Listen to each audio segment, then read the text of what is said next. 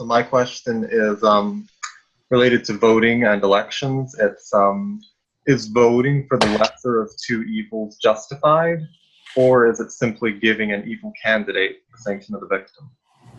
The two errors would be excessive fastidiousness, where you let a really bad person get in because you don't want a mediocre person, and the opposite extreme of feeling you have a duty to vote.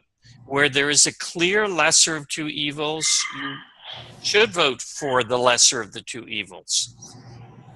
But there, as Ayn Rand said, there's a limit to the notion of voting for the lesser of two evils. Yeah, another thing you can think of in this, if it's a legitimate case where one really is lesser evil and you should be able to vote for them, there ought to be a minimal way in which you could repose them as a positive.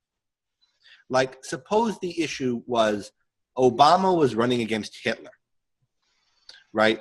I think Obama was really bad, and you can put it as the lesser of two evils. He won't murder everybody or a whole race of people. Yeah. But if it's that big a difference, you ought to be able to phrase it as some positive thing about Obama, like he has some vestige of respect for the rule of law and for due process. Not enough that he's not going to do certain things that he did, but he has a kind of respect for it that the other guy doesn't have, and that's why we think. And he has some respect for human life, right? I don't think, again, don't put me down as a supporter of Obama, but as compared to someone like Hitler, he's someone who has some respect for human rights. If it's a real lesser of two evils, you should be able to do that, and you can see that that's what Rand did. So she voted for Nixon as opposed to McGovern, right? And she thought Nixon was really bad. She'd called what he had done dictatorial.